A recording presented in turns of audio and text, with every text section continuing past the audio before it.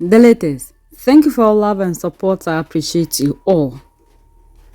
You can never succeed if you continue to do away with your own real self.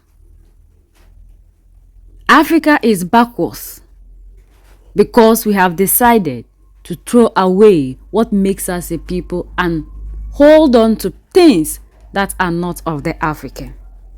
But we still don't realize it because everybody in Africa will only see the West as their standard of everything. And we believe in ourselves that if we continue to be doing what the West is doing, that is when the African will actually get freedom. According to Eric Lee, the Africa is where it is because we have decided to buy into the Western kind of system. That when the West brought out their system, making it look as if everything that you do outside of their system wouldn't get you anywhere, and everybody bought into it like Africans, we are still where we are. That is why the African hasn't progressed. But when China at that time refused to follow the model of the West, today China is doing better than even the United States of America. That we go to school and the system that they give us will teach us, make it look as if everything of theirs, if we practice, we will see the life that we are seeing in America and Europe. But could you just tell us the premise of your, your theory on liberalism, on your take that liberal democracy is leading civilization downwards as opposed to centralized leadership like China has? Yeah, well, obviously, when we were graduating from universities in the 90s, okay, we all bought the story. It's like a prospectus of a bad IPO. we all bought it, that liberalism, elections, multiple parties, free press, I should be careful here at the FCC, okay? All that stuff put together is going to take us to paradise. Okay, everybody will be, very soon, if we just did these things and copy the American Constitution line by line, in one generation, we'll all be living like Americans. Okay, I bought it. I was convinced. We were all doing it, but 30 years have passed. When we look back, opposite had happened. Those countries from Africa to Latin America to Southeast Asia who did that, who changed their political models from whatever they were, military, authoritarian, whatever they were called, to the liberal system, to the liberal regimes, none of them did very, very well. They all got stagnant.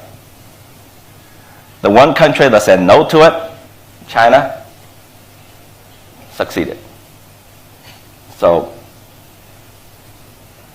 you have to. Doesn't it depend on how you measure success? If you're starving, you're not successful. You can, yeah, of course, you can say that if you're starving, if you're poor, but you can say whatever you want, you're still successful. I don't think most people will buy that. No. Some of the things that you say do not work. For example, let's talk about freedom of the press, because we are a press club after all. What is wrong with freedom of the press? Yes, I agree that there can be extremes, but generally speaking, when people have access to reliable, checkable, transparent information, they make better decisions. I'm not sure if that's the case. Why do you say that? It's not a proven case that people, first of all, I don't think that's a proven case. Okay, secondly, I don't think it's possible practically. Okay, it's not a proven case. It's not like gravity that you can prove it, that people who have reliable, checkable information, they make better decisions. I look at my kids, they don't do that. and they're grown. Okay. Do they have access to Yeah, I look at my information? No, I'm in the investment business. Okay, I got highly educated people who have perfect, transparent, great information, spreadsheets up to here. They make the wrong judgments. Okay, so I just don't think it's a scientifically proven principle. You can claim it, just like you claim human rights are God-given. Okay, they're God-given. There's nothing I could say. Fine. You take that as self-evident truth, like Thomas Jefferson claimed. You didn't have to prove it because it's self-evident. God said it. Right? Freedom of the press is the same thing, I think. Well, I think press plays an important role in our society. Okay? Media, journalism are important. But if not regulated and managed well, it could do a lot of harm. And could harm actual human beings, human lives. You could see everywhere in the world. Come on, look at it. Look at what's happening in the world. Okay, look at America. Look at Europe. Look at Africa. All these countries where speech is not regulated. Look at what's happening in those countries. Look at what's happening to their peoples. We don't want that. But by the same token, in countries where speech is completely regulated, I'm not saying it's a black box. We don't know what's happening, and there are terrible things happening that only emerge later. That is correct. Okay, I'm not claiming an absolute principle. I'm not claiming an abstract principle that somehow there's a particular way to regulate speech. All I'm saying is speech is a form of act. And acts are regulated because actions can harm people. We all know speech is a form of act. We know that in our heart. We know that if you grew up in an abusive family, your parents abuse you, they don't have to hit you. Okay, but that affects your life forever. You need psychiatrists forever. Think about that. If you go to a school where teachers are abusive, he or she does not have to hit you.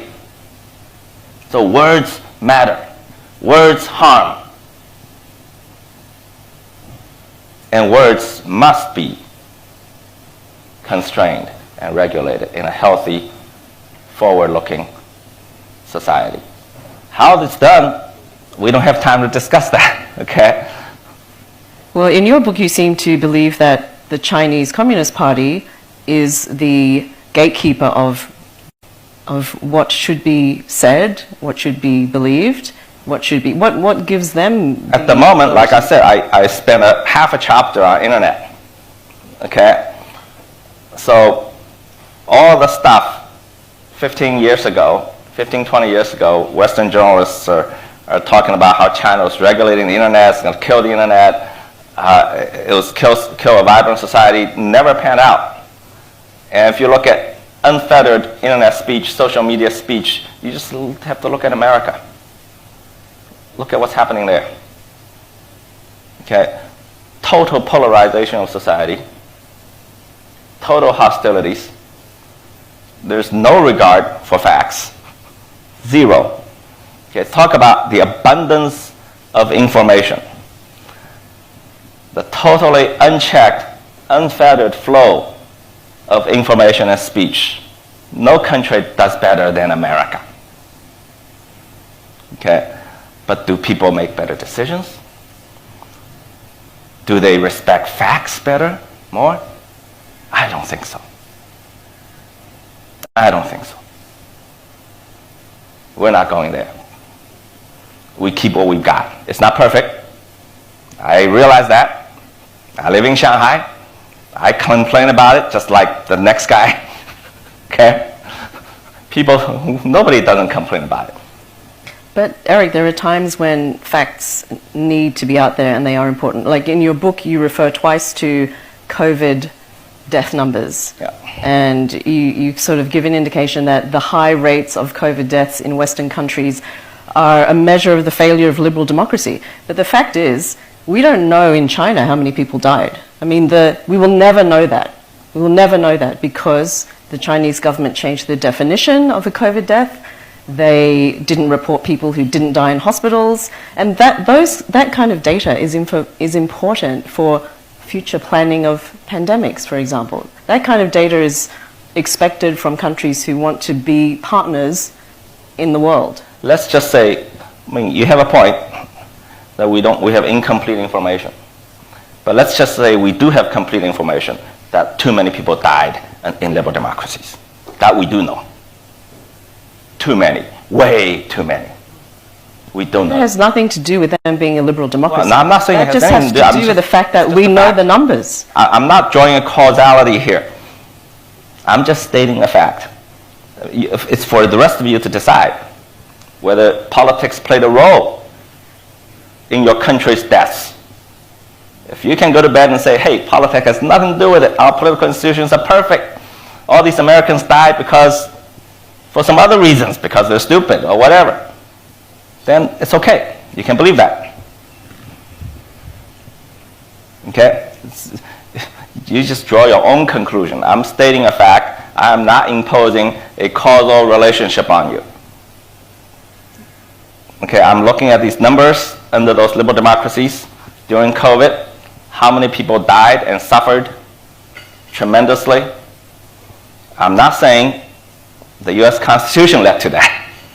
I'm not saying the US president led to that, who was elected in the American system. I'm not saying the Congress led to that. I'm not saying any of that. Okay, you guys decide whether politics was responsible for it. Okay, I'm going to open it up to the audience because I'm sure you all have a lot of questions. Just raise your hand and we'll get you a microphone. This gentleman here.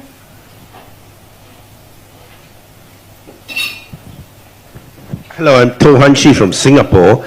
Do you think that China can match Silicon Valley, since you used to be linked to Silicon Valley, in technological innovation? Because, Xi Jinping has been giving directives saying China must do this or that technology sector, but it sounds like a state-driven economy, and Chinese government has taken down to size tech entrepreneurs like Jack Ma of Alibaba. If, tech entrepreneurs like Jack Ma get taken down to size by the Chinese government, how can you have that kind of very innovative tech culture in China that produces very successful tech companies the way Silicon Valley does?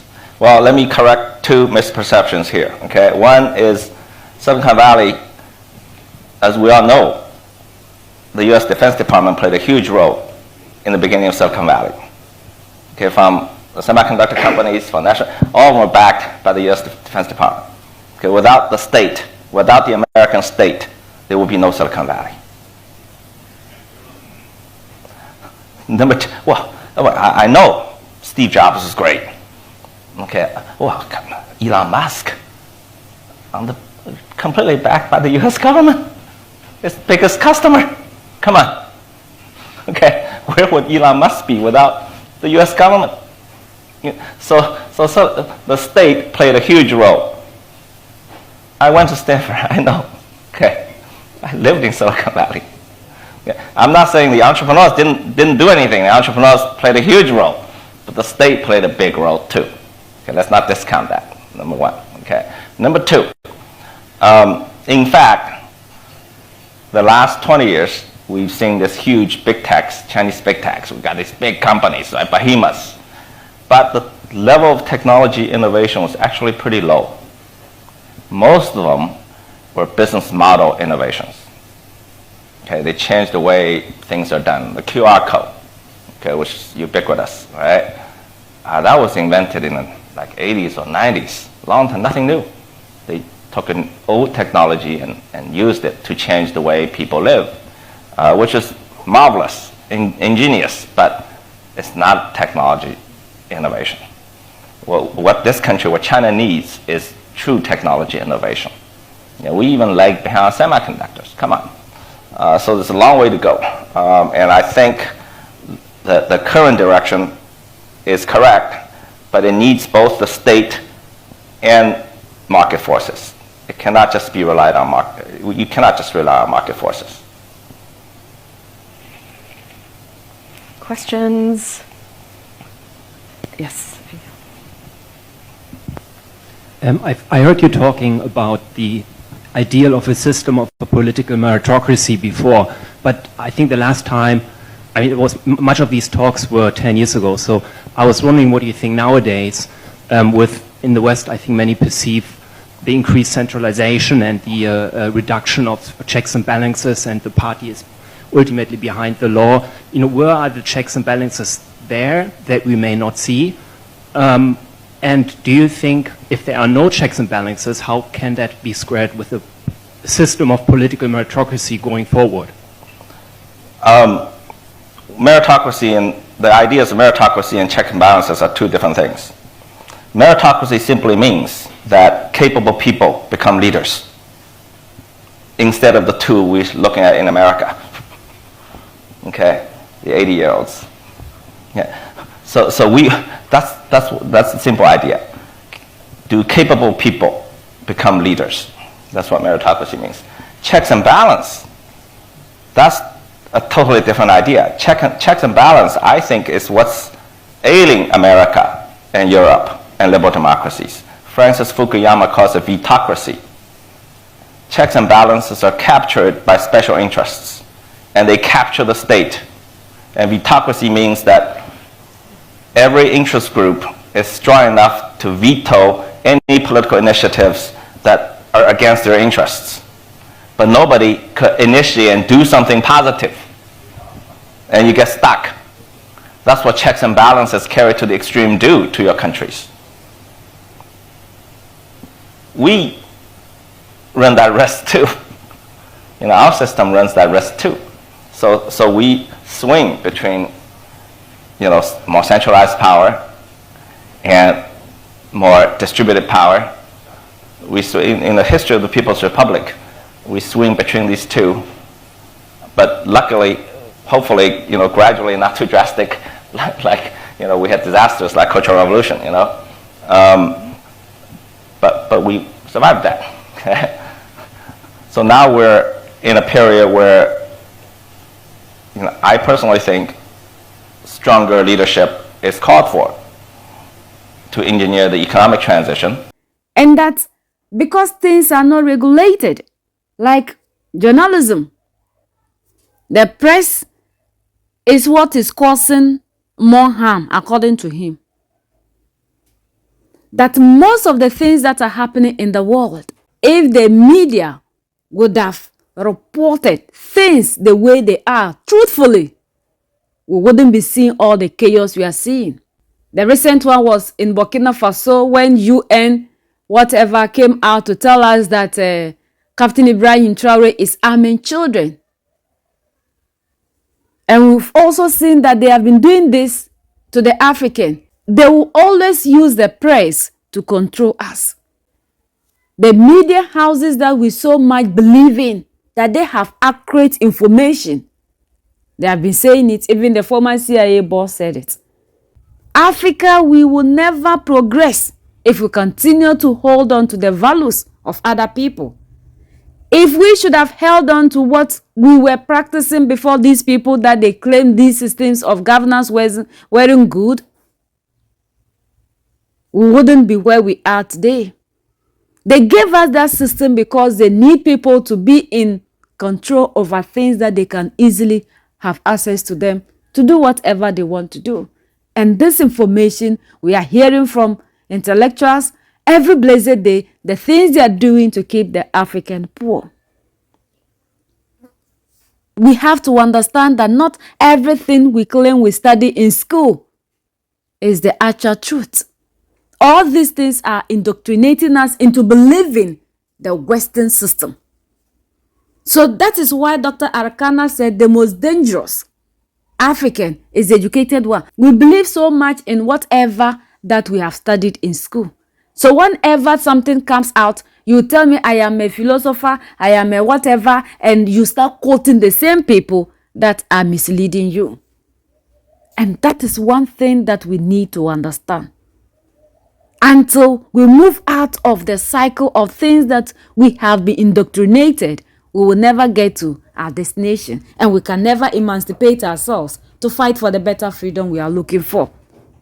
Like Robert Kiyosaki said, everything you have been taught in school, the opposite is the truth.